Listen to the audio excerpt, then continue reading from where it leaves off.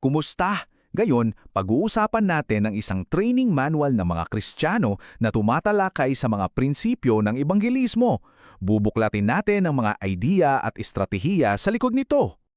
At para simulan, ito yung quote na magsisilbing pundasyon ng buong manual. Galing ito sa aklat ng mga kawikaan.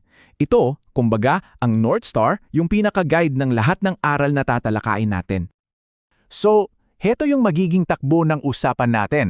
Titignan natin yung motibasyon sa likod nito, sino ba dapat ang gumagawa nito, ano-ano ang mga pamamaraan, at syempre, yung napaka-importanteng follow-up.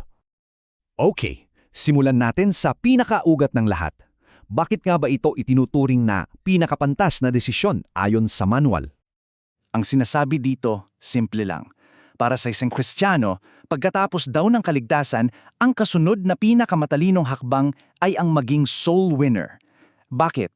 Kasi raw, ang epekto ng desisyong to ay hindi lang para sa buhay dito sa lupa, kundi para sa, forever, may pangwalang hanggan na epekto. So para mas maging specific, nagbigay yung manual ng ilang dahilan. Sinasabi rito na sa paggawa nito, sinusunod daw nila yung Great Commission. Tapos hindi lang yan, nagiging mas kawangis daw sila ni Kristo at nag-iipon ng kayamanan sa langit. So may personal transformation at may eternal rewards na kasama. Okay, so kung ganun pala kahalaga ang gawaing to, sino ba dapat ang gumagawa nito? Ano ba ang profile ng isang ebanghelista? At dito, nagiging very specific ang manual.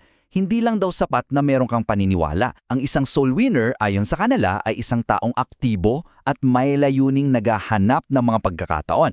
May intention. Kumbaga, hindi lang basta naghihintay. Bukod sa pagiging aktibo, may mga inner qualities din na kailangan. Kailangan daw may solid na assurance ka sa sarili mong pananampalataya. At heto pa, kailangan mong maramdaman yung pasanin o burden para sa iba. So, hindi lang ito tungkol sa mga sinasabi mo, kundi kung ano talaga yung nasa puso mo. Alright, so alam na natin yung why at yung who.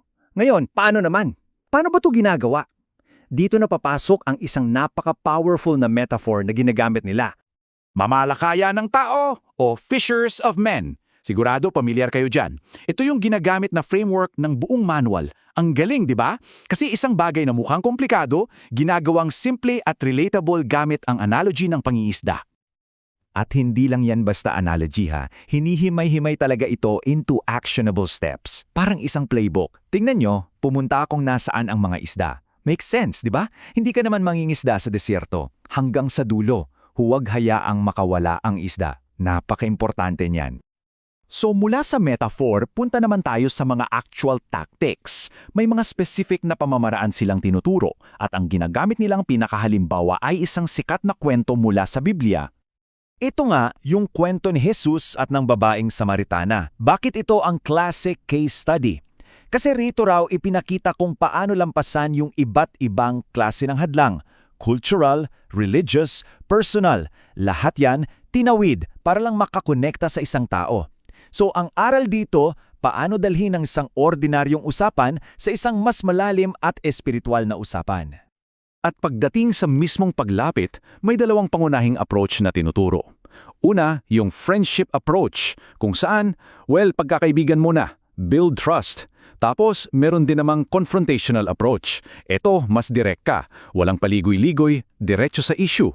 So, may flexibility, depende sa sitwasyon at sa tao. So, nakabuo ka na ugnayan, na-navigate mo na yung usapan, ano na yun? Paano mo siya dadalin sa mismong punto ng desisyon? Eto na yung crucial part, yung pinakapuso ng usapin. Para gawing simple at madaling tandaan, may acronym silang ginagamit. A, B, C, D. Parang isang formula para gabayan ng isang tao. A for aminin, B for basa o manampalataya, C for confess, and D for deny. Sobrang structured para maging malinaw ang proseso. Okay, sabihin nating nakuha mo na ang oo. Nagdesisyon na siya. So, tapos na? Ayon sa manual, hindi pa. Sa katunayan, dito pa lang daw nagsisimula ang tunay na trabaho. At dito papasok ang konsepto ng keep net. Galing, no? Balik ulit tayo sa fishing analogy. Hindi sapat na nahuli mo ang isda. Kailangan mo siyang ilagay sa isang ligtas na lugar para hindi makawala. Ganon din daw sa isang bagong mananampalataya. Critical ang follow-up. So ano ang laman ng KeepNet na to? Ano ang itsura ng follow-up? Well, heto raw yung mga foundational activities para siyang New Christian Starter Pack. Pagbabasa ng Biblia, pananalangin, pagsali sa isang community, lahat yan para tumibay ang pundasyon ng kanilang pananampalataya. At ang ganda ng pangwakas na paalala rito, sinasabi na parang snowball effect daw yan. The more you do it, the more you want to do it. At habang ginagawa mo, nagiging mas madali. Nagkakaroon ka ng kumpiyansa, ng sigasig, nagiging isang positive cycle. So, kung titingnan natin sa kabuuan, itong manual ay nagpapakita ng isang napaka-methodical, halos tactical na approach sa isang bagay na napaka-personal, ang pananampalataya. Nakakatuwang isipin, di ba, na ang pagbabahagi ng isang spiritual na karanasan ay maaaring magkaroon ng ganito kadetalyadadong playbook. Ano kaya ang sinasabi nito tungkol sa nature ng modernong ebanghelismo?